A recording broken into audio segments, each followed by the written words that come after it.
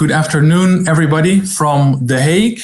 Welcome to our last session of the day on South Sudan's transition, citizens' perception of peace. My name is Anton Quist. I work for PAX, and I want to welcome you all to this session. Before we move to the contents of the session, I want to briefly present the housekeeping rules, as you've also might have seen during earlier sessions. You can pose your questions also during the presentation via the Q&A function, and also send messages to all participants via the chat function. So that is open also during the session itself. If you have any technical questions about the platform or any issues that you might encounter, we have a help desk that you can contact also during the presentation, and they will help you out. Please check out the wider conference platform, check out the program for tomorrow, for instance, the speaker bios, the resource library that is full of links and documents that are interesting to read as a background, and a quick reference guide.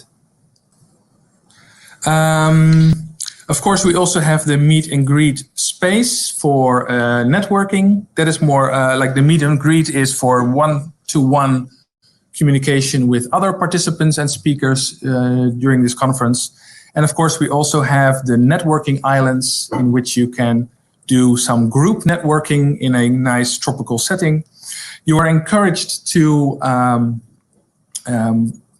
share about this conference and about the contents of the sessions on social media. Please use the hashtag PAXPOC2020 and tag the organizations and speakers as much as possible so that they also are credited for what they discuss. All sessions will be recorded and videos will be shared through our website in the days and weeks ahead. Okay, let's move on to introduce our main speaker for this session, Jan Pospisil, if I pronounce it correctly. He is a research director at the Austrian Study Centre for Peace and Conflict Resolution, or ASPR, and an associated professor in political science at the University of Vienna. His work focuses on peace processes and political settlements, donor politics in peace building, resilience, and South Sudanese and Sudanese politics.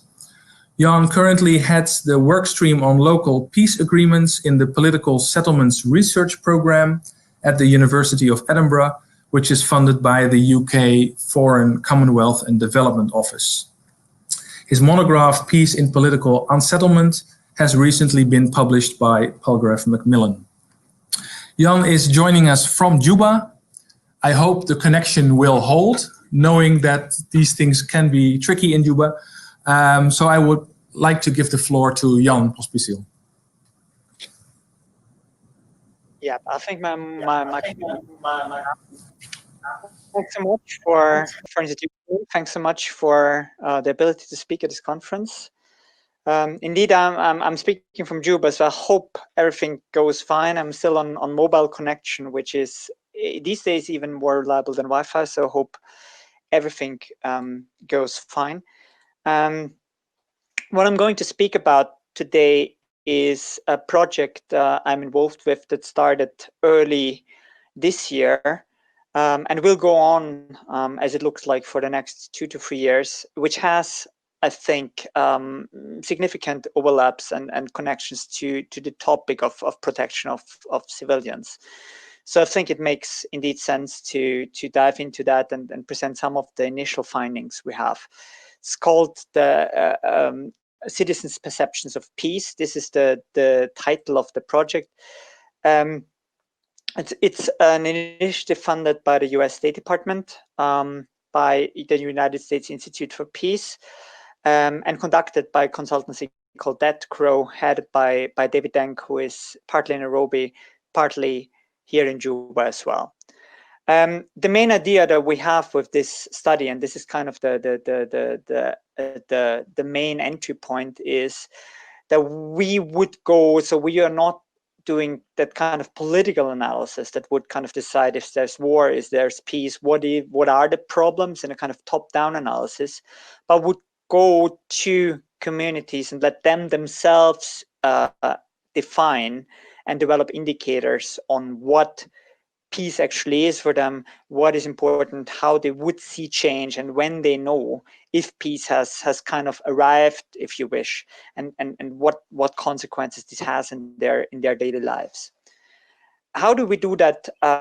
Is we use kind of a triangulation of qualitative and quantitative methods in a kind of a back and forth way that has been suggested by another research project headed by Roger McGinty and Pamina Virchow called the Everyday Peace Indicators. And what this does is that you start basically by a round of qualitative research, and this is what we did basically this February, going to 5 locations in country and interviewing people either semi-structured or in stratified focus groups on what is actually peace for them, how they have lived through various kind of stages of this process. So basically what has happened from before the signing of the peace agreement in 2018, which is the big peace agreement here in South Sudan at current, and afterwards. So what is kind of the changes in living conditions, and how, with kind of what indicators they know that things change, and they can decide upon of what can they do in a way now that they couldn't before. As said, like the first research was in February 20, like this year. It was a qualitative stage, and we had initially planned to do the first survey, so quantitative element already like early this year in April. Hasn't worked out for obvious reasons, and I'm now here basically for the first time since February, partly also to update our qualitative findings. I'm not able this time to move out of Juba due to other commitments, so we used at least some indicators here in Juba, and also I'm trying to meet stakeholders from different parts of the country to at least update what we have already developed as a survey, so that we could then start next February with surveying in what then will be 10 locations across the country, and it should give us then a close oversight of what has changed in the everyday lives of the people. But still, I think from what we have found out so far, there are some interesting findings that I'm going to talk about. Before doing so, just a quick background for those not so much familiar with the South Sudanese context, what we're talking about here. South Sudan is a country with about 12 million people in more or less the size of France or the Ukraine, if you want to compare it. And this already highlights very much the protection challenges you face, because even, I mean, there was a colleague from UNMIS speaking in the conference already. I wasn't able to hear it, but he might have highlighted already that even with the best intentions and kind of the best material and all the even military and police personnel you can get in externally, it's basically not possible to kind of safeguard a country in these kinds of dimensions with that sparsely populated and an infrastructure that is virtually non-existent in large parts of the areas. We have at the moment a number of 1.8 million IDPs, most of them in country displaced because of conflict, but also a significant number now, especially since March, April this year, because of floodings that occurred over when the wet season started, and basically parts of Jonglei and Upper Nile Unity, so everything upstream on where the Nile has been flooded and is still partly flooded, which has also led to significant displacement. I'm sitting basically in front of the Nile and can still see that it's definitely far above the usual levels. On top of that, 2 million people are refugees outside of the country, and most of them are in the neighboring countries, mainly Uganda and Kenya. This already kind of gives a picture that we have a country of 12 million with about 2 million in country and 2 million on top of that outside the country displaced. So this gives a kind of a kind of harsh picture on the protection challenges we are seeing here. The current civil war has been ongoing since 2013, when kind of fragile political settlement that came out of the independence in 2011 broke down. It has then a peace agreement has been signed in 2018 and has kind of stopped the civil war. In what kinds of ways I'm coming to in a minute.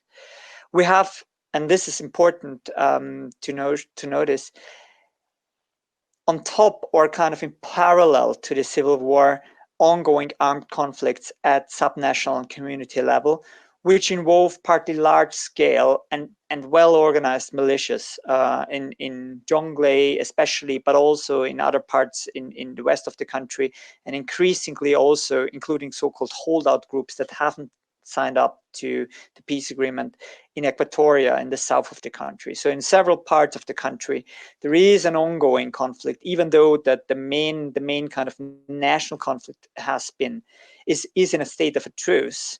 There is ongoing fighting, which is at the moment halted because of the flooding, and there's still like feelable remainders of the wet season, but dry season is around the corner, and it is safe to say that this is going to continue. We have also, and this is significant in terms of the protection challenges and something we have also noticed in our interviews, in the aftermath of the peace agreement, an upsurge in armed criminality and rent-seeking, which is partly also involving formal armed actors like military, due to the simple fact that they just don't get paid. And if you don't get paid, don't get your salaries, people with arms tend to look for their own. And this is what we see in several parts of the country as well. An upsurge in armed criminality, partly also involving national army and also like the opposition armed forces.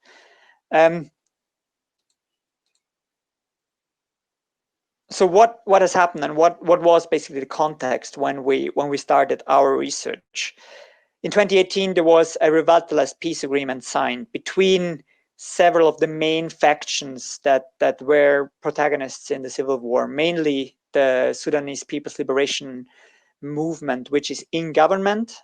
This is basically the liberation movement that fought against Sudan over decades and then formed the independent government from 2011. And the breakaway faction called SPLM-IO in opposition, so a breakaway from this Sudanese People's Liberation Movement, which is kind of the main armed actor challenging the government.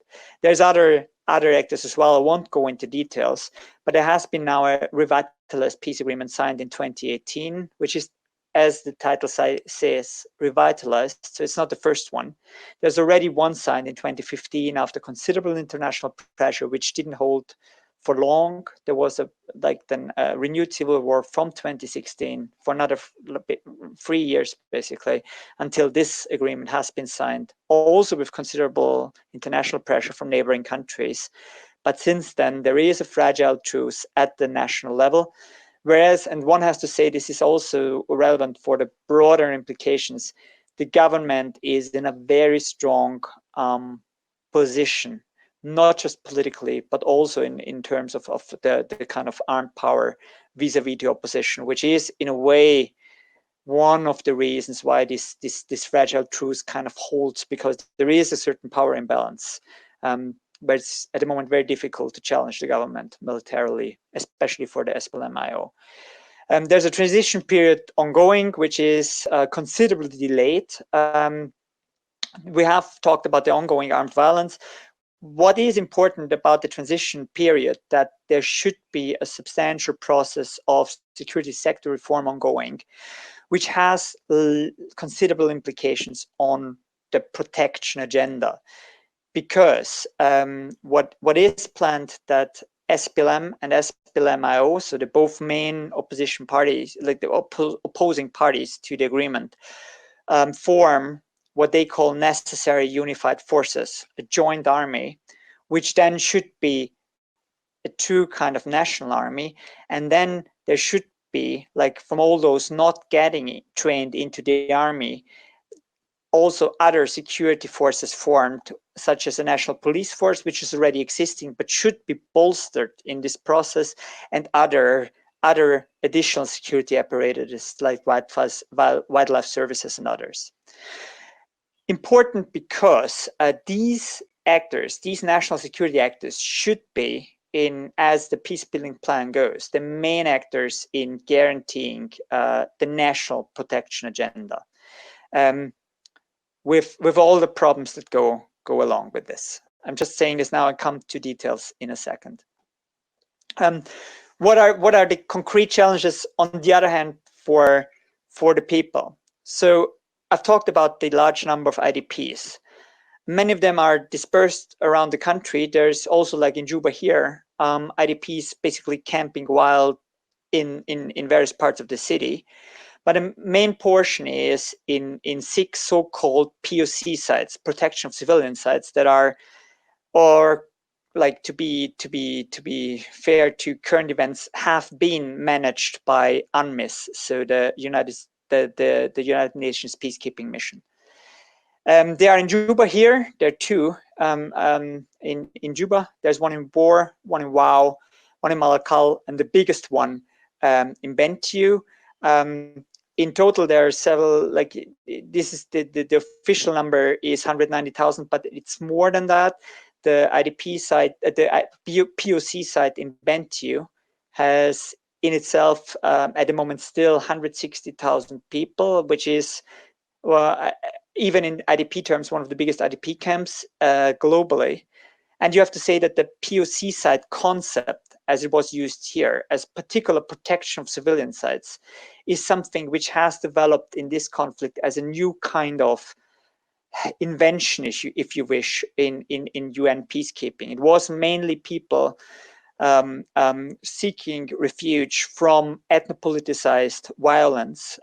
It has been clearly ethnically contributed killing especially in the second part of the civil war, and people were just looking for the protection of the peacekeepers actively, which led to this development of these POC sites.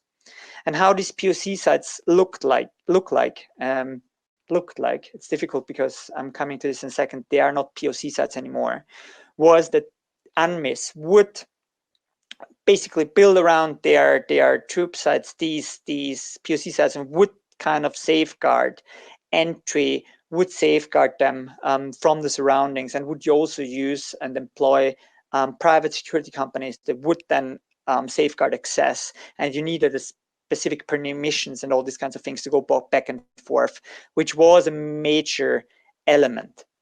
As said, I'm struggling still with saying this is like that because it has been changed from this September, where UNMIS decided to phase out the POC site concept and transfer this to IDP camps. So at the moment, these 6 sites are now back to what is IDP camps in the classical sense as we know it. And the practical consequence of this is that UNMIS took away this particular protection realm, which was kind of the immediate entry barrier. So now in these places like Bentiu or out here in Juba, nobody is kind of controlling access anymore, so can freely enter and leave the sites, which hasn't been the case until this September. To the implications of this, I come in a second. This is what we found out through our interviews as well. There's huge security challenges still around the country, and they remained since basically the peace agreement has been signed. The main element is still the movement on roads. Especially during nighttime, it is still a challenge in wide parts of the region. And what we found out, this was one of the elements where things improved with the signing of the Revitalized Peace Agreement, that people would start to be able to move on roads, go from their villages to larger settlements or cities, and move back and forth also between the POC sites and cities. So this was one of the main and basically core component where people would rate their own safety, their own kind of feeling of everyday security in these terms of movement, because there's many things coming along with that, and this is the access to markets, which has huge implications in terms of water, food, and basic goods that you would really struggle to get if you're not able to move freely. So this is why this element is so hugely important for the feeling of everyday security. And it was also like a challenge that leaving a house at night for even going to toilet was something that is in various parts still a considerable risk, where you might get raped or might get killed. These things happened also kind of regularly during the civil war, when you are unlucky enough to be in a region where there is fighters in the bush nearby. And there was still this was constant risk, especially going to toilet at night, that is for people a clear kind of sign. Okay, this is something when we start to can do that, and we don't feel the risk of getting harmed. This is something where we see kind of peace arriving.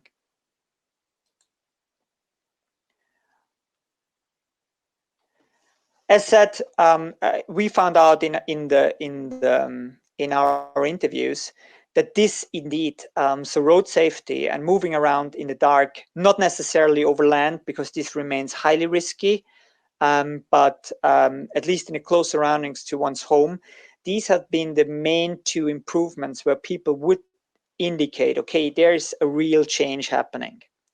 And the interesting element that we found out, and this was something we haven't really expected, is that there is an interesting link between the communication of the peace agreement on a big scale, and this is especially the handshake moment with Machar coming to Juba even, or shaking hands between the big kind of two, with President Kiir and the main opposition leader Riek Machar, that this would send signals down to like community levels or village level, where people say, okay, actually, oh, there's trust. We can move better around. We can risk more. And the interesting thing is, with this risk, there was then a certain shift in behavior also from the various armed factions, that they would restrain their behavior and act less violently against the civilian population. So there was a clear indication that with all the complexities that are in this peace agreement, and with all these problems in this transitional phase, people are partly aware, depends where they are.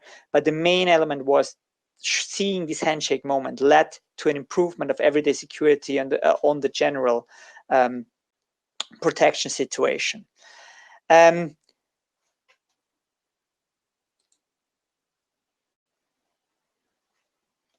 The interesting thing is where there was a difference. So this was clearly linked to the revitalized peace agreement, but where there was a clear difference was in the POC sites, which had through the protection they had through UNMIS, a different kind of situation in the beginning. So there was the internal security situation better. Doesn't mean that they were not violent, because there was you can imagine in a small camp with 160,000 people like the Bentiu Rubkona site is, that there is still a considerable amount of violence within the setting. But still, it was not that kind of bad as it was in some remote areas throughout the country. Here, in turn, all the elements of feeling safe was more communicated in an almost political kind of way.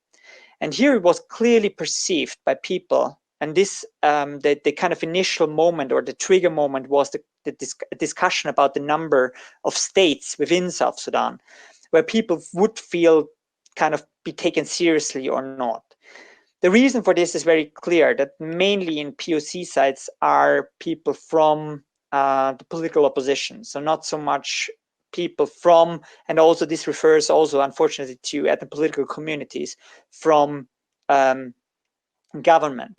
So they had, especially in these more communication prone, better informed, and kind of better secured environments as these POC sites, a closer look in the more detailed political discussions, and they would link their own kind of situation and also their kind of decision to leave POC sites, to go back to the city, to go back and forth, take work in the city, and these kinds of elements with political perceptions. So for them, it was very important to see, okay, would there be a change from would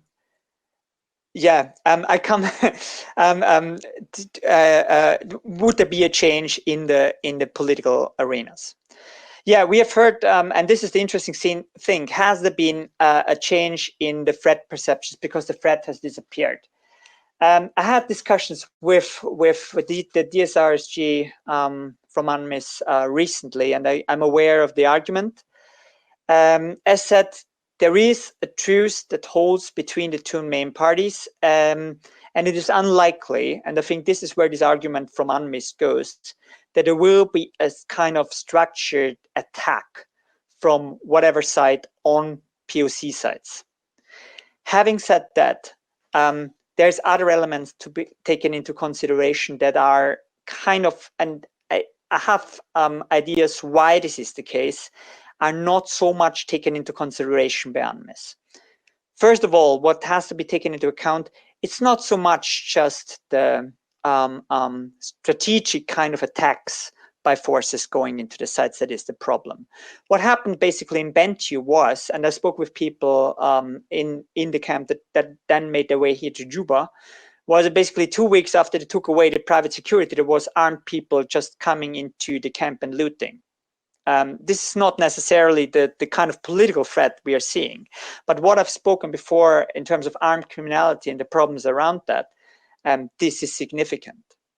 We have, on the other hand, like in Jonglei, at the moment, a level of violence and a level of violent incidents that was unprecedented even during the time of the open civil war. So why there should be that kind of a difference in threat perceptions, and know that this is also contested within the whole UN country team. So there's no clear-cut decision about these different levels of threat perception. There is the clear indication that the POC policies have to change because the POC sets can't be there forever. This is a kind of UNMIS argument, and there needs to be changes coming along with that. And people, there is the question is always, okay, when do people start to move? At the same time, UNMIS is always saying, and we have to take this seriously because they have been burned in this as well over the years, that they take the protection agenda still seriously. Having said that, I'm not sure if the situation is one where people at the moment would really like to move, because the situation remains highly fragile. We have seen not just the upsurge in violence in Jonglei and other areas, we have seen basically in recent months several failed disarmament campaigns that went out partly highly violently.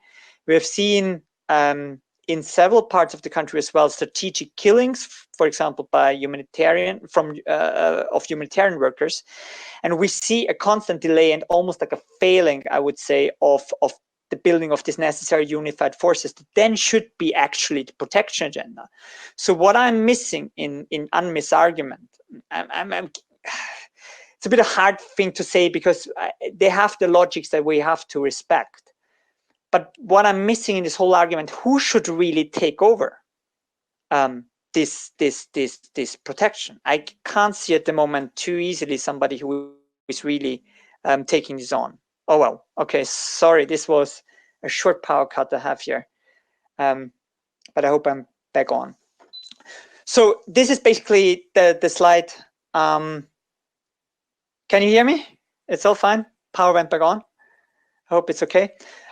This is basically what I was just talking about with the changing protection agendas we're seeing. There's the idea that UNMIS takes back their own role in protection and gets basically substituted by then the necessary unified forces and by then stronger national police force.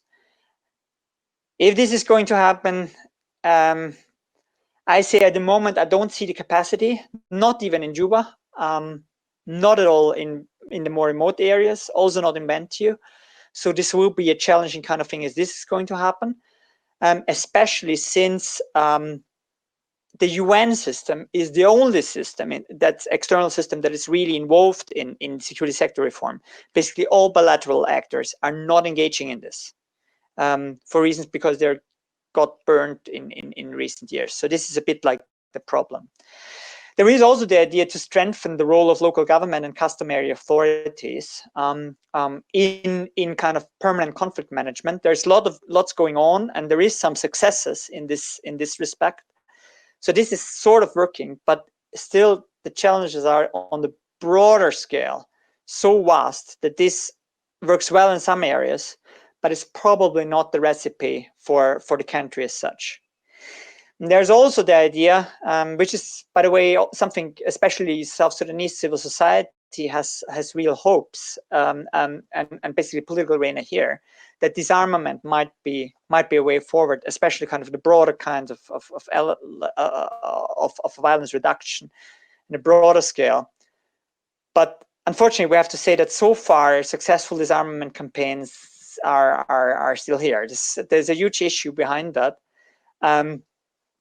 That there is kind of a security dilemma that every disarmament campaign creates, because it's always the question, you can't disarm all at the same time, and there's a huge kind of culture behind it to use that, which has been prevalent in the last year. So disarmament is still an idea, but I can't see this easily working in the near future. So with the transition, just to see where these policies are going, the IDP transition has the argument, okay, national actors take over. We have seen, on the other hand, even protests by people in the POC sites that they reject this change in policy.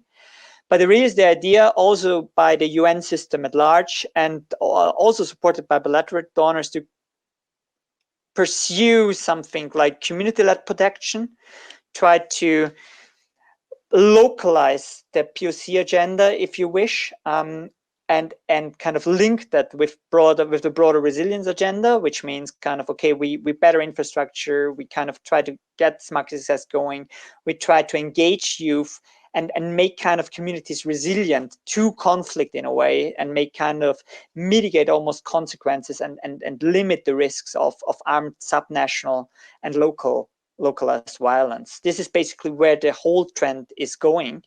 The problem is still that the direction is certainly promising in the long run, but there are at the moment challenges on the ground that this is not just working like that, and is probably not able to substitute the broad shift in policy. UNMIS will have to carry the large bulk of POC policies for the next years. I can't see any other role really. Finally, conclusions. I went a bit back from our study to talk more about protection, but the main point was what we found out, that basically everyday security is for people the kind of most essential peace dividend, and the main indicator if peace kind of arrives and there's some trust building and some also cohesion building behind a peace process. This was very clear, and this was a clear finding that we had across different regions in South Sudan. There is a huge issue with the protection agenda. There should be also the question of national ownership behind that. But we found still a considerable level of also ethnopolitical distrust. There is not the trust in by all communities in what is currently the security sector. And also, like when you talk with several people that work in the security sector here, it looks unlikely that there is the trust building and the training, let's put it that way, that the training for this unified security apparatus would indeed lead to this common trust within the troops that then lead to a broader trust and a broader cohesion behind this security sector. It looks unlikely, which is unfortunate, and it is kind of clear, basically for everybody, that this is the Gordian knot where there's no clear kind of solution. But when we think about moving the kind of responsibility for the protection agenda from the international sphere to the national sphere, this is basically where it comes to, and this is something that needs to be looked upon. With this, thanks a lot. I hope it was useful, and I'm looking forward to your questions.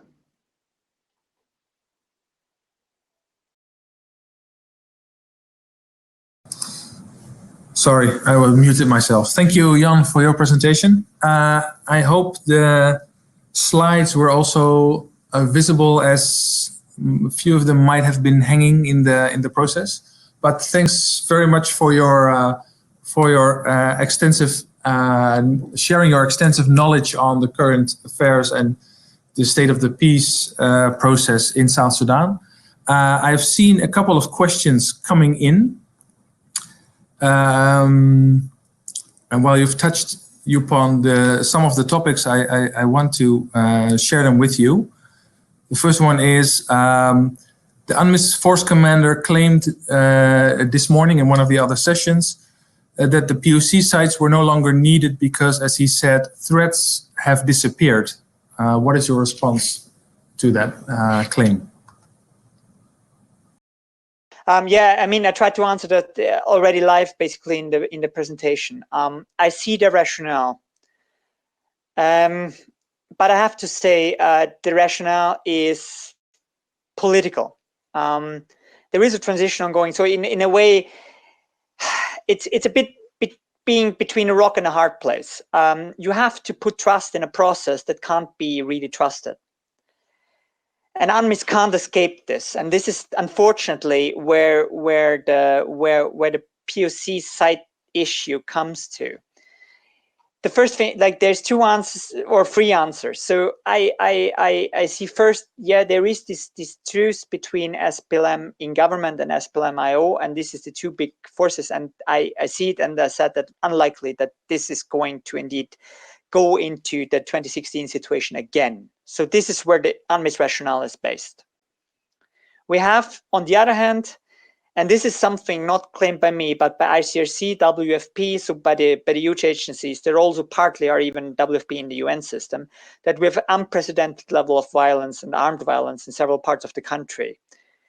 Why this should be now improved compared with like 2018 or 2019, I don't know. There is the third issue that I can't see at the moment. The National Army and the National Police Force, the kind of state police is still not developed in that sense, taking really over thoroughly this protection agenda, simply because they can't. They are not even get paid. They are partly, I mean, in some of the reasons they're looking for food basically. So it's not that they just can take this over. And this is a bit like the final bit here. I see a certain logic in what UNMIS is claiming here. There is a certain frustration with the broader international environment, that there is the reluctance to engage in any kind of security sector reform from especially bilateral actors, basically from all of them. There is a tacit consensus this is not going to be touched. And I think parts of this movement, and this is my thinking, it might be wrong, might be motivated by saying, okay, we can't take this on our own forever. Other internationals have to come in, have to engage with the security sector, and just can't dodge away from this anymore. This is a bit like my feeling, because like I get a bit of a frustration from UNMIS in a way that they're basically alone in dealing with this.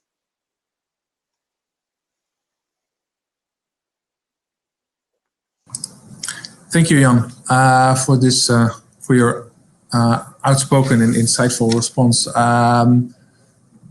Turning to another question, what is the perception of the community regarding protection by UNMIS versus by the host government? As the prime responsibility to protect, the R2P lies on the host government. Is it wrong by UNMIS approach to shift the POC protection strategy to the government? What was the feedback from the community so far that you've interacted with?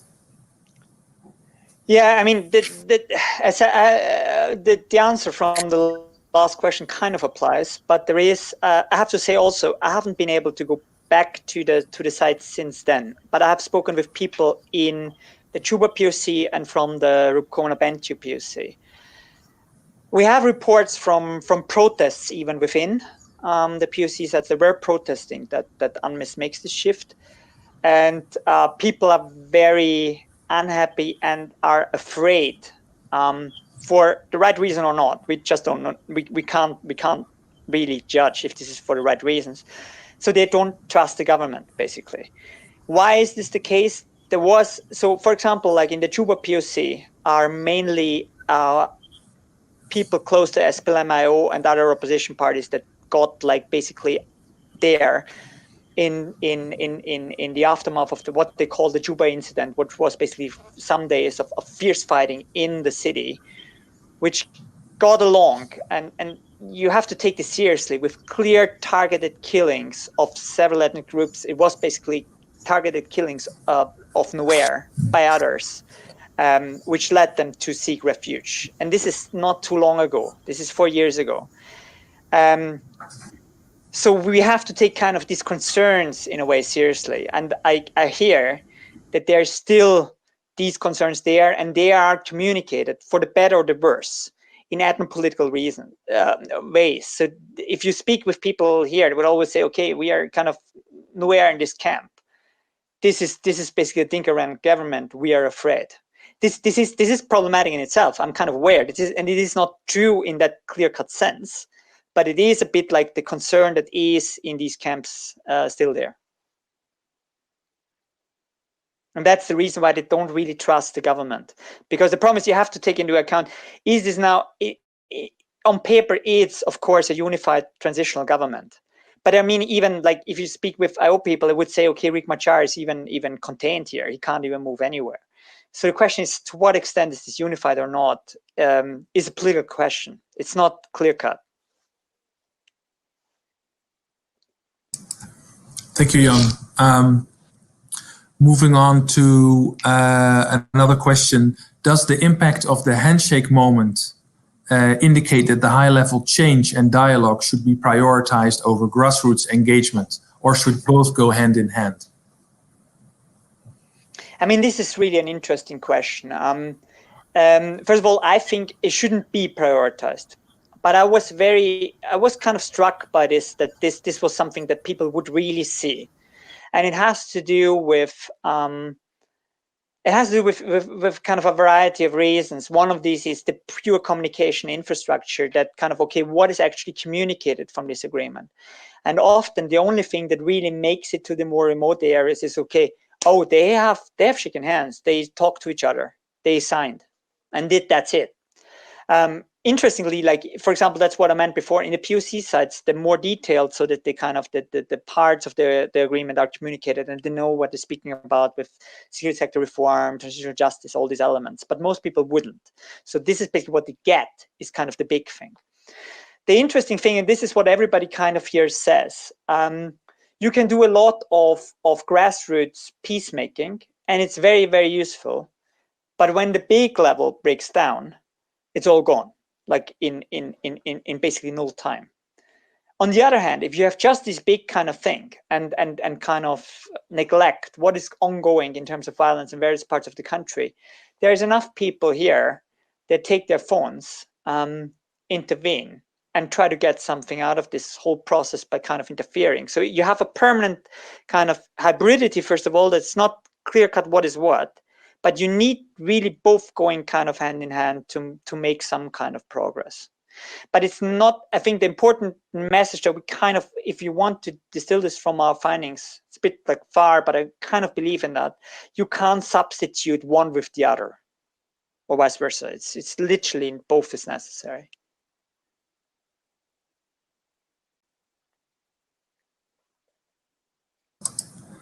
Thank you, Jan.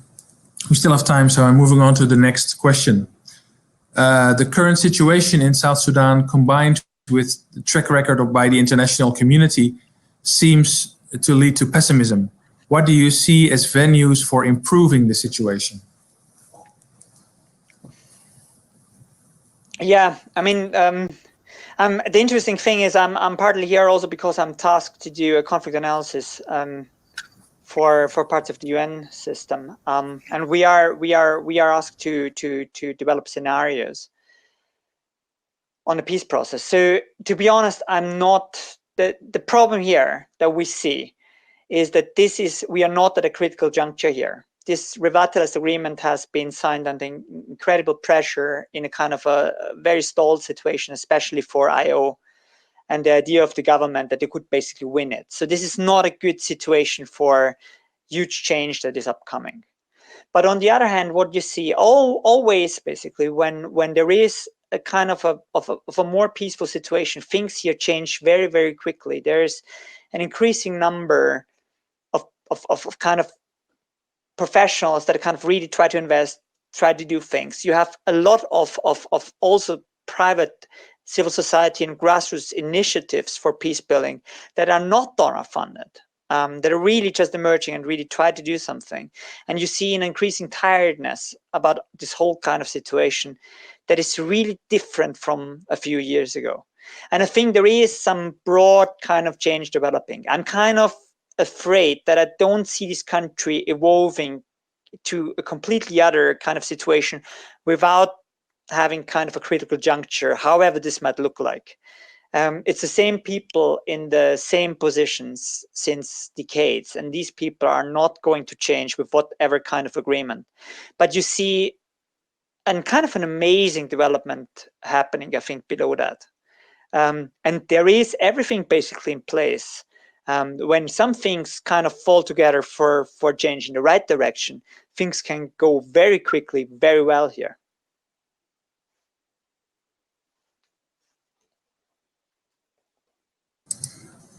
Thank you, Jan. Can I invite you and also other participants to respond to a short poll that we have prepared? Is that? And I would be very curious for everyone's response on that.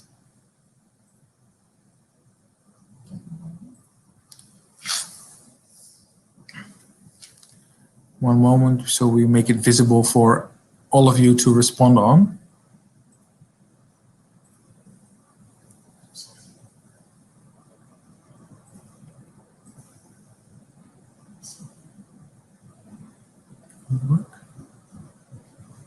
No? Or should we move on to another question if it doesn't? Still so that we have a question. Maybe in the meantime, we can, if it becomes visible, we can turn to the poll. Let me see, I saw a question. What's the current perception of peace from the indicators you've raised? For instance, safety at night. Oh, there's the poll. Let me briefly introduce the poll. You have touched upon the most recent peace agreement that is currently still in place, the revitalized peace agreement for the conflict in South Sudan. So the question would be, the most recent peace agreement is either creating actual peace on the ground, is creating peace among national elites, is not being fully implemented, or is not addressing the main conflict drivers. I would be curious to hear or see everyone's response. Please remember that if you have responded, please enter the submit button, so then your response becomes visible.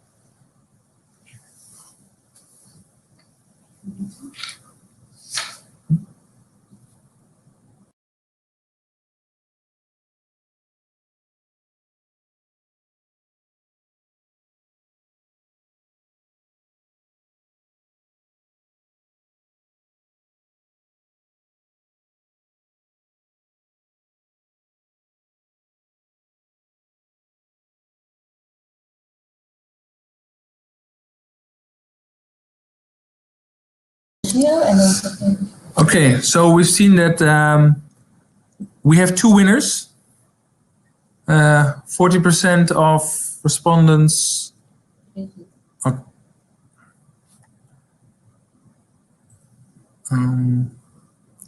Okay, I can see the results now. Jan, do you have any response to the question? Maybe put you a bit on the spot, so you don't have to respond to this poll, but maybe you do have an interesting insight on what you think is the status of the revitalized agreement. But the here is, of course, can it be fully implemented? And this is the very difficult kind of question. I think it didn't create actual peace on the ground, definitely not. It improved everyday security, as I would argue. It hasn't, I think, created peace among national elites. I mean, I have to say, I'm funnily, for some weird reason, I'm staying in a place where there's all the SPLM-IO people residing in preparation for their national conference and for the state government positions. If you talk with them, the level of trust into government is about 0. So you would, even for kind of a minimal elite peace, you would expect a bit more than 0. In a way, what is it addressing the conflict drivers or not, is also kind of an interesting kind of thing. If such an agreement can do that, I mean, the promise, it probably isn't the right kind of instrument anyway. It would kind of need, and this is kind of my personal view, something like a critical juncture, really, where there is a big shift in elites and how elite politics work to address this. And of course, it can't, in a way, how it is shaped.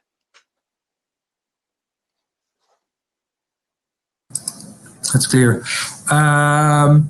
I already mentioned one other question that you already prepared to respond on. So let me pose that one again. What is the current perception of peace from the indicators you've raised, such as safety at night? Yeah, here's the unfortunate thing. I can't really answer it because I said, like, our plan got disrupted by COVID. And the problem is that COVID kind of coincided with a real change in the security situation in a number of places and locations in the country. So we haven't been able to do the survey as we thought. So we are relying on qualitative data from 5 locations from February, which wouldn't allow a clear-cut answer to the question. But we would hope when we go back and do the survey next February that we would be able then, and also continuing then, so the plan is to do at least 2 surveys next year in 10 locations to have done a more clear-cut answer. So I can only say from what we've spoken, these indicators are highly relevant. We can't yet say how they're developing, unfortunately. Yes. Thank you. At least you made us very curious to follow your research and waiting for your publications on it.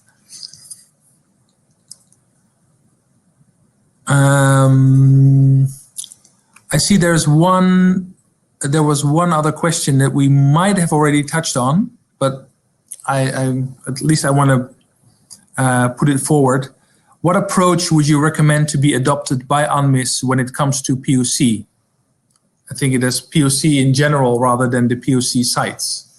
Yeah, I mean, there is the big issue that UNMIS always had. So first of all, it's important to say, and I think I wasn't really clear in my presentation even on that, the POC issue is something of high relevance and highly visible for basically most parts of the population here. So UNMIS entry point is really POC, and this is the hearts and minds kind of thing, if you wish, that people really closely look at.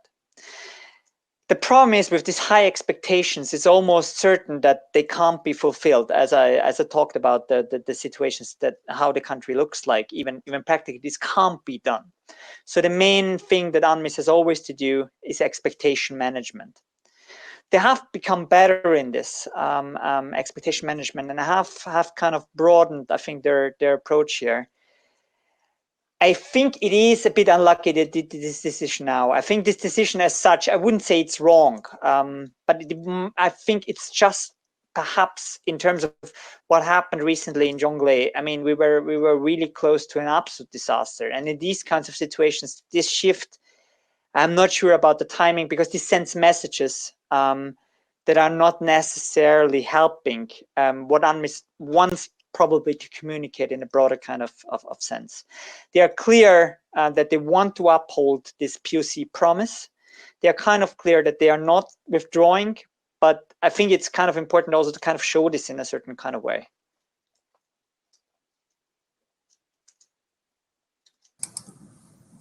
All right, thank you, Jan. I think we have responded to all the questions that have come in. if you're all right, I think we can finalize with a last poll.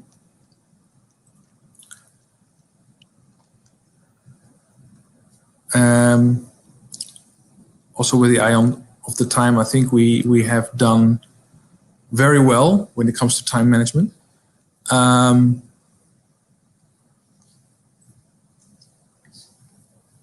If at least I want to already very much thank you for, because I saw on the background that the night is falling in Juba already and you're still online with us. Just to have a final poll about the session itself. Well, at least I thought it was very interesting. And you have a lot of knowledge that I'm very grateful that you were willing to share your knowledge with us and your plans on your upcoming research that, at least for me, I'm very much looking forward to the results.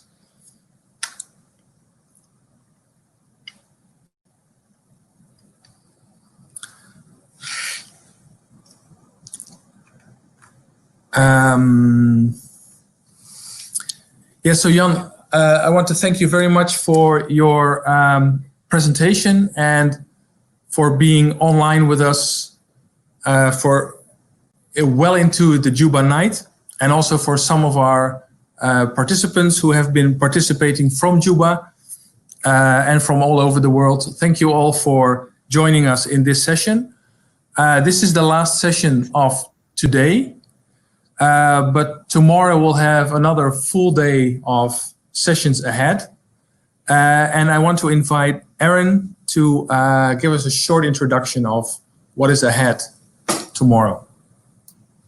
Thank you, Anton, for bringing me here. And thank you, Jan, also for a very insightful conversation today, I think. So yes, my name is Egan Bell. I'm one of the project officers for the Protection of Civilians team. And alongside POC team coordinator Wilbert van der Zijde, I will be hosting tomorrow's sessions. It's going to be a very interesting day tomorrow. It's going to be fully focused on negative effects from armed violence on civilians. And because we want to move the conversation away a bit from like very mainstream discussions of direct civilian casualties and property damage, we actually want to talk mostly about reverberating effects from armed violence. So look more towards long-term and indirect civilian harm. We're going to be answering a multitude of questions, like in what myriad ways does armed conflict affect civilians, both in the short and long term, directly and indirectly. How can we better predict or model such reverberating effects from armed action? And most crucially, throughout the day, we're trying to pose the question, how should militaries better take into account these kind of effects? And should they? Is it their primary responsibility, or is this the responsibility of other actors? We have a range of very interesting speakers, so I can highly recommend people to participate. We have Mosul Eye's Omar Mohammed presenting on still visible effects from the coalition, anti-ISIS coalition's warfare in Mosul, even today. So what are people in Mosul experiencing even to this day from conflict that happened years ago? We also have American practitioners coming to talk about an innovative model to predict reverberating effects from military action. And finally, we're closing the day with speakers like Beatrice Koopfra, Petter Lindqvist, and various others to discuss the very practical military side of things and see how they can improve on taking into account such effects. So we all hope you will also register for the third day and hope to see many of you there. Thanks. Thank you, Aaron. So as you can all hear, we have a full day of interesting sessions ahead tomorrow. I want to thank all of you for not only attending this session, but also attending the full day of today.